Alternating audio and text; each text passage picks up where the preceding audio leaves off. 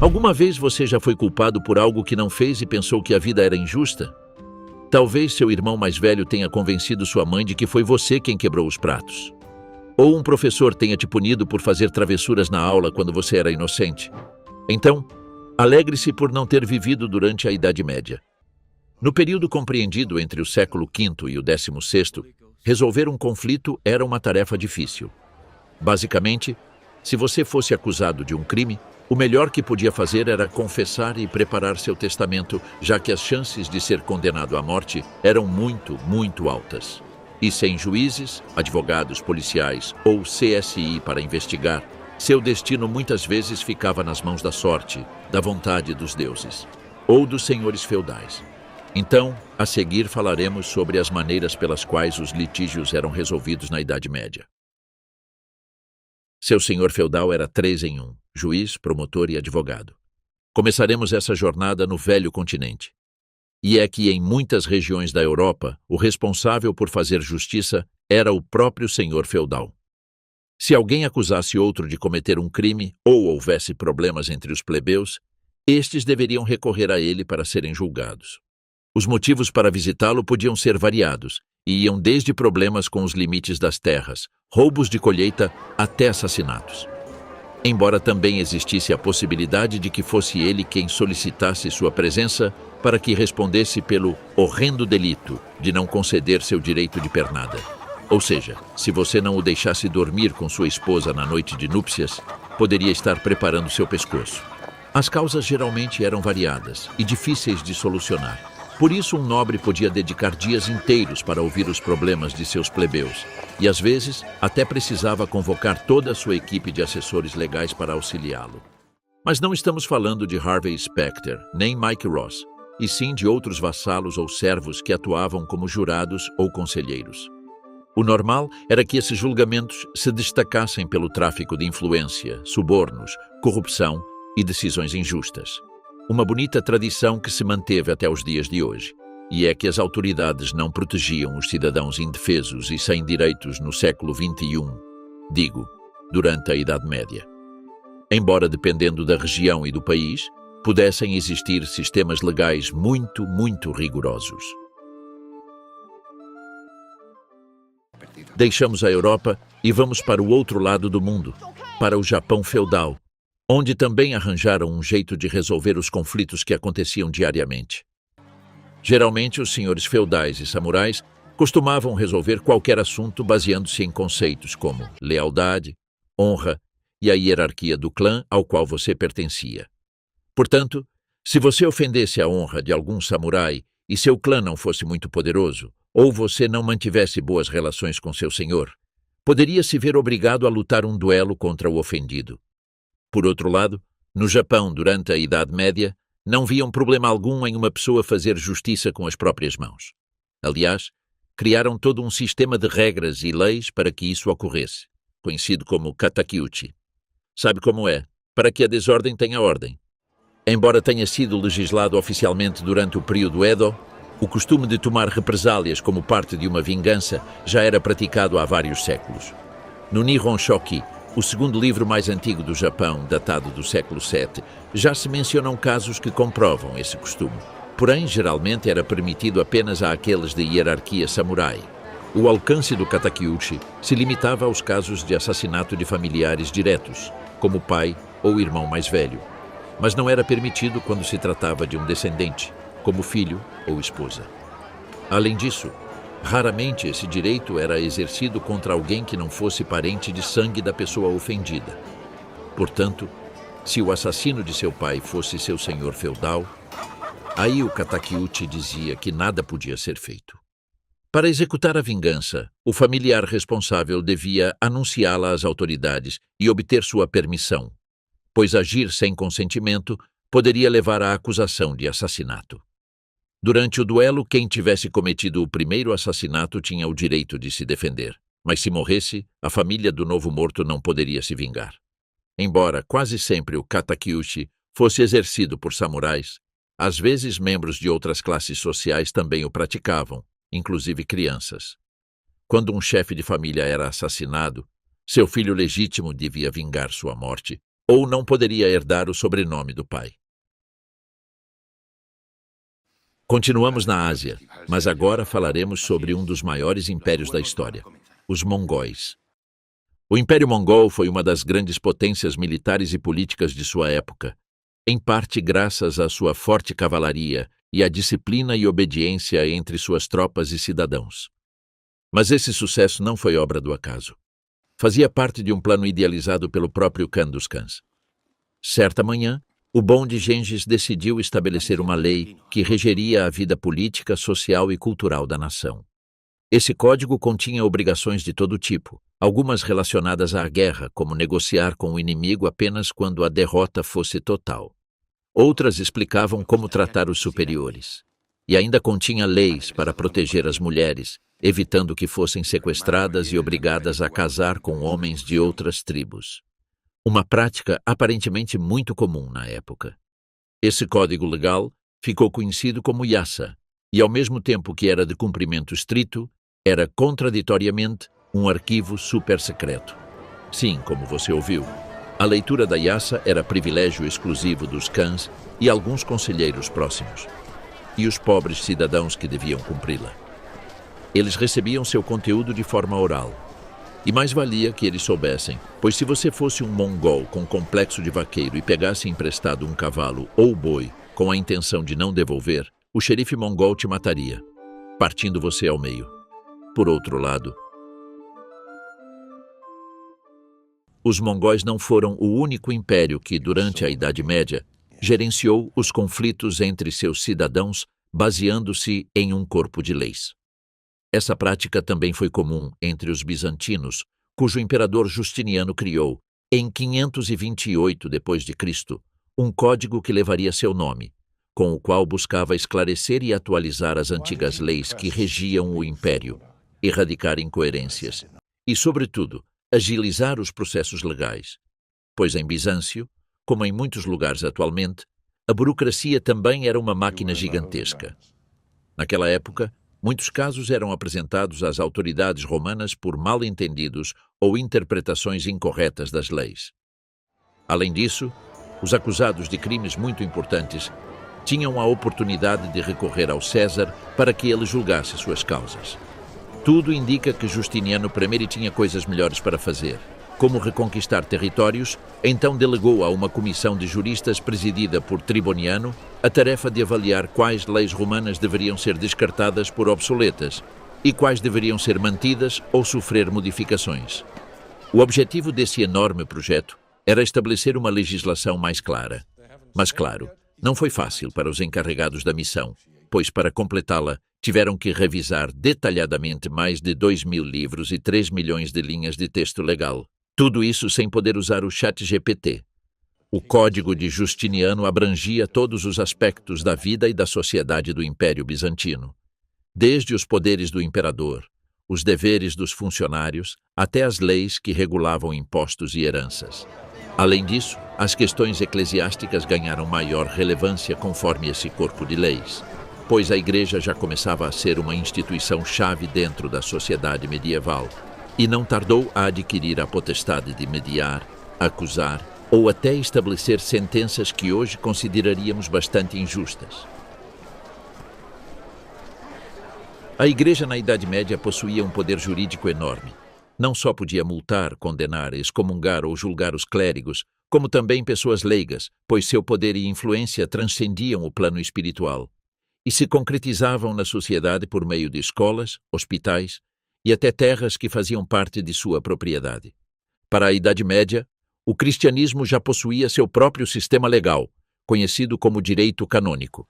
Esse sistema baseava-se na Bíblia, nos escritos dos padres da Igreja, nos acordos dos concílios e nos decretos papais. No ano de 1140, um monge jurista chamado Graciano iniciou a redação de uma obra monumental que buscava conciliar as normas canônicas existentes na Igreja, muitas das quais se contradiziam umas às outras. O trabalho tomou seu tempo, mas em 1142 já havia terminado a obra e só lhe restava promovê-la nas redes sociais da época, ou seja, o boca a boca. A autoridade dos textos reunidos no decreto de Graciano e sua alta utilidade prática fizeram com que cada vez mais pessoas recorressem a ele para discernir questões de direito canônico. Até aquele momento, existia uma mistura pouco clara entre jurisdições civis e eclesiásticas. O trabalho de Graciano foi fundamental para definir até onde iam os poderes civis e os da Igreja, e qual caso cada um deveria julgar. A influência de Graciano e sua obra foi tão grande que lhe garantiu um lugar no paraíso. Mas não naquele que você imagina, onde ele certamente também se encontra, e sim no livro do poeta italiano Dante Alighieri, que o homenageia como um dos doutores da Igreja, reconhecendo a importância de sua obra. Abades, bispos e juízes nomeados pelo próprio Papa usavam o decreto de Graciano e suas posteriores atualizações. Esses podiam oferecer asilo temporário a pessoas acusadas de diversos crimes para evitar que a parte acusadora pudesse exercer de carrasco contra elas, embora o direito canônico fosse usado principalmente para julgar temas relacionados ao clero, à moral, aos juramentos e até aos casamentos. Naquela época, os sacerdotes eram os responsáveis por resolver disputas civis e familiares, como aconteceu no escandaloso processo de divórcio do rei Henrique VIII da Inglaterra. Esse monarca inglês desejava ter um filho varão legítimo, algo que não conseguira, embora já tivesse pelo menos um filho ilegítimo. O problema era que ele havia se apaixonado por Ana Bolena, então não queria mais viver com sua esposa Catarina. Mas para se divorciar e casar novamente precisava da permissão do Papa, que teria que declarar nulo o casamento. Nesse processo, como em muitas outras ocasiões na Idade Média, vários atores políticos participaram de um enorme jogo de xadrez. O Papa Clemente VII sentia-se pressionado, muito pressionado pelo governante espanhol Carlos V, parente da esposa da qual queriam se livrar. Enquanto isso, Henrique não cedia em seu empenho de se separar para voltar a casar-se. Por isso, enviava constantemente emissários a Roma para se reunir com o sumo pontífice. Então começaram os boatos e rumores. Que Catarina, que havia se casado anteriormente, mas sem consumar o casamento, já teria tido relações com seu primeiro marido, dando razão aos ingleses. O assunto demorou tanto que um Henrique VIII desesperado decidiu retirar vários clérigos de seus cargos políticos na Inglaterra e romper com a Igreja Católica, fundando uma nova igreja, a Anglicana, da qual ele seria a autoridade máxima. Assim, conseguiu se divorciar de Catarina e de mais 4 mulheres, incluindo a pobre Ana Bolena, que ele acusou de adultério, incesto e de usar artes de bruxa para casar-se com ele. Enfim, escândalo após escândalo, mas nenhum como o que veremos a seguir. Sem dúvida, o caso mais famoso em que o sistema legal da Igreja participou durante a Idade Média ocorreu no final desse período histórico, quando esteve envolvida em um complexo duelo entre franceses e ingleses. E não estamos falando da Copa do Mundo de futebol, mas de uma complexa teia política que levou Joana d'Arc à fogueira. Essa jovem camponesa declarou ter tido visões nada menos que do Arcanjo Miguel, Santa Margarida e Catarina de Alexandria, que lhe deram instruções para ajudar Carlos VII a ser coroado rei e libertar a França da dominação inglesa. No começo, foi recebida com ceticismo e até submetida a uma investigação pelo próprio príncipe da França, que concluiu que era uma moça de vida irrepreensível e boa cristã, possuidora de virtudes como humildade, honestidade e simplicidade. Joana previu a vitória em Orleans e desde então se tornou símbolo da luta francesa, sempre carregando seu estandarte nos campos de batalha. Seu fervor católico a levou a ameaçar a Igreja Russita da Boêmia, a qual considerava herege. Contudo, nada disso impediu que, em 23 de maio de 1430, fosse capturada por seus inimigos e entregue aos ingleses. Alguns meses depois, em 9 de janeiro de 1431, foi julgada por um tribunal inglês, digo eclesiástico, que a acusava de heresia e travestismo por usar roupas e armaduras masculinas para se proteger nas batalhas. O julgamento não esteve isento de polêmica, pois em mais de uma ocasião, os direitos de Joana foram violados, privando-a de um advogado em todos os momentos. Apesar da coragem demonstrada, não pôde evitar ser condenada à fogueira em 30 de maio de 1431. e, apesar de ter sido excomungada como parte da punição, pôde receber os sacramentos. Dizem na internet que suas últimas palavras foram: "Que calor faz aqui?" Outra prática comum da igreja eram as ordalhas, que nada mais eram do que um procedimento probatório realizado no acusado para buscar que Deus revelasse sua culpa ou inocência.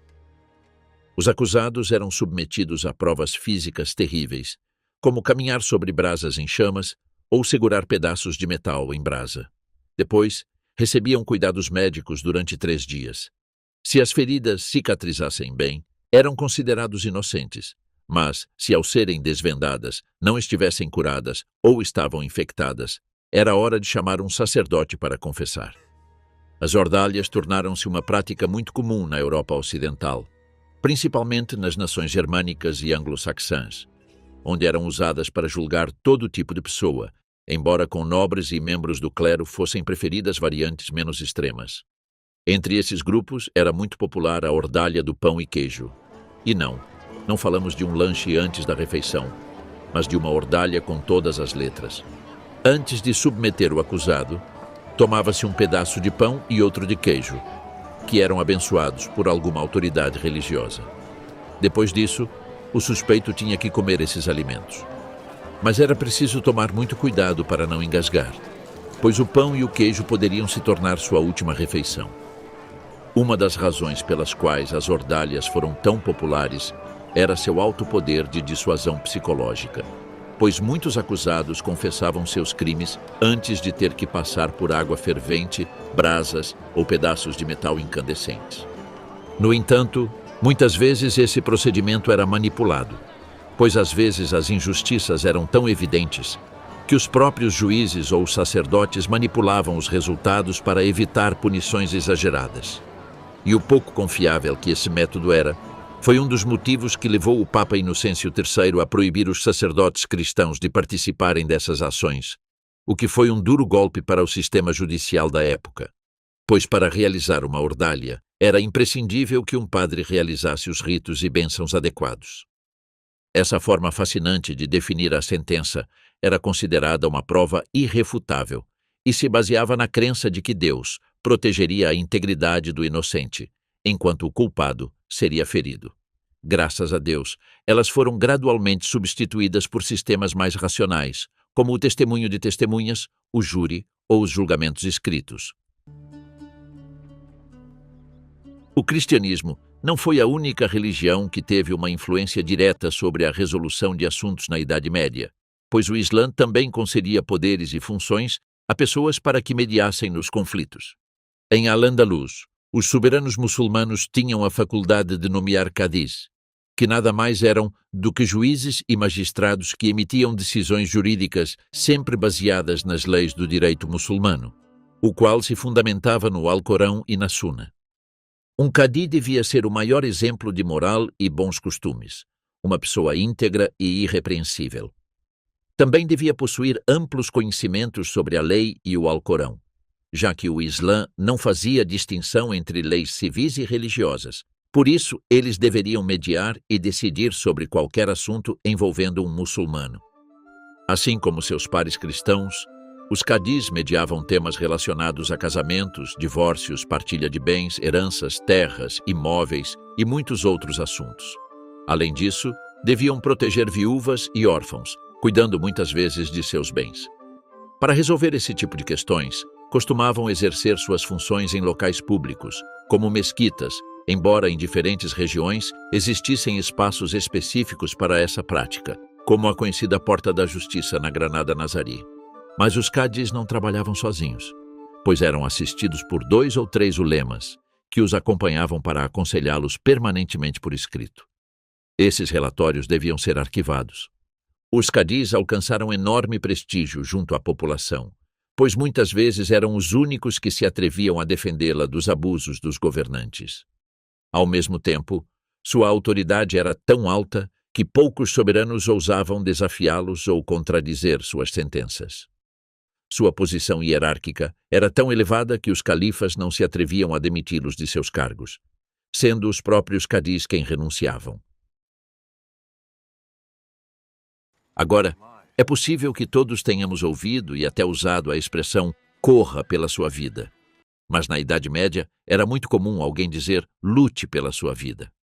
E é que a forma mais famosa de ordalha durante a Idade Média foi o julgamento por combate. Algo como um UFC extremo ou uma luta do ano, onde o perdedor seria condenado e o vencedor declarado justo e inocente, pois o bom Deus lhe teria concedido a vitória. Os julgamentos por combate foram muito comuns no Sacro Império Romano entre os séculos 9 e 14, embora também tenham sido praticados na França e na Inglaterra. Contudo, o mais famoso de todos os tempos ocorreu em Porto Real, quando Oberyn Martell e Sir Gregor Clegane, mais conhecido como A Montanha, se enfrentaram para definir o destino de Tyrion Lannister. Mas embora esses duelos pareçam espetaculares em Game of Thrones, na vida real bastava que um dos adversários se rendesse para declarar a sentença. Lamento decepcioná-los mais do que o final da série. E esses tipos de julgamentos eram regulados por vários códigos legais germânicos, e nos combates não lutavam o acusador e o acusado, mas seus representantes. Por outro lado, os nobres tinham grande afição por resolver suas desavenças dessa maneira, pois enquanto os cidadãos comuns eram obrigados por lei a recorrer a magistrados para fazer suas denúncias, um membro da nobreza tinha o direito de desafiar outro sem que houvesse um representante legal. Os ingleses tinham regras claras sobre quando o julgamento por combate deveria ocorrer. Se o acusado fosse pego em flagrante, não podia solicitar esse tipo de julgamento. Da mesma forma, se o acusador fosse mulher, menor de idade, pessoa com mais de 60 anos ou deficiente, essa opção era completamente rejeitada, e o caso deveria ser analisado por um júri. Isso sim, se o julgamento fosse realizado, ele aconteceria no salão de um tribunal. E se o acusado perdesse, era enforcado na hora. Agora, talvez os julgamentos por combate em Game of Thrones sejam um pouco diferentes do que realmente aconteceu. Mas isso não significa que não tenhamos visto essa forma de resolver conflitos no cinema. Bem, embora devido ao desempenho nas bilheterias, é provável que você não tenha assistido O Último Duelo. E o filme, dirigido por Ridley Scott, nos conta da história do último desses processos celebrados na França, que envolveu os cavaleiros Jean de Carrouge e Jacques Legris. Legris foi acusado de abusar sexualmente da esposa de seu vizinho Carrouge, que não hesitou em solicitar um julgamento por combate ao próprio rei. Mas o rei decidiu não satisfazer o público que exigia sangue e violência, optando por realizar uma audiência completa com as testemunhas e suas declarações para chegar a um veredicto. Caso não fosse possível, o julgamento por combate seria celebrado. Todas as pessoas envolvidas no caso foram chamadas a depor durante o julgamento. Até o escudeiro de Legris e alguns de seus servos foram submetidos à tortura para comprovar que suas declarações eram verdadeiras, algo que era costume para testemunhas de origem humilde. A audiência durou vários meses sem conseguir definir a culpa do acusado, que defendia constantemente sua inocência, alegando que tudo era invenção de Jean de Carrouge. Mas, à medida que o processo avançava, o testemunho de Legris sofreu vários golpes até perder toda a credibilidade. As incessantes acusações da esposa de Carrouge e a prisão, também por violação, de um dos homens que respaldavam sua versão, terminaram por afetá-lo perante o parlamento. Finalmente, o julgamento por combate foi celebrado, e o desfecho foi fatal para Legris, cuja inocência ou culpa não ficaram totalmente comprovadas aos olhos dos historiadores que estudaram o caso com o passar dos anos. Outro aspecto a considerar sobre a Idade Média é que ainda não existiam terapias de casal, mas havia a possibilidade de resolver disputas conjugais com um julgamento por combate. Pelo menos assim, mostram alguns manuscritos ilustrados da época. No entanto, as brigas entre homens e mulheres tinham regras diferentes das que regiam o comportamento das batalhas entre homens. Em primeiro lugar, buscava-se que a luta fosse a mais justa possível em todos os momentos. Por isso, o combate ocorria dentro de um círculo, com o homem enterrado até a cintura em uma vala e com uma das mãos amarrada às costas. Enquanto isso, sua esposa teria total liberdade de movimentos na superfície. As armas? Pois antecipando vários séculos aquelas mulheres que jogam objetos nos maridos, A dama estaria armada com 3 pedras, e seu marido tentaria atingi-la com paus de madeira. De acordo com Hans Talhofer, um dos grandes mestres da esgrima medieval, o homem devia vestir uma roupa justa com capuz, imaginamos para se proteger das pedradas. E sua esposa usaria uma camisa longa especial com uma manga alongada e fechada onde portaria as pedras. Esses combates eram autênticos espetáculos, e embora pareçam saídos da ficção, há registros de pelo menos um, ocorrido no século XIII em Berna, atual Suíça, onde mais uma vez as mulheres demonstraram seu poder quando a esposa saiu vitoriosa no ringue contra o marido. Com o passar do tempo, os julgamentos por combate foram abolidos, dando lugar aos duelos, que também foram proibidos quando começaram a surgir maneiras menos violentas para resolver os conflitos. Então, lembre-se, da próxima vez que alguém te culpar por algo que você não fez, ou alguém ofender seu honra, e você achar que é injusto, lembre-se que sempre tem a chance de exigir um julgamento por combate. Esperemos que os deuses estejam ao seu lado.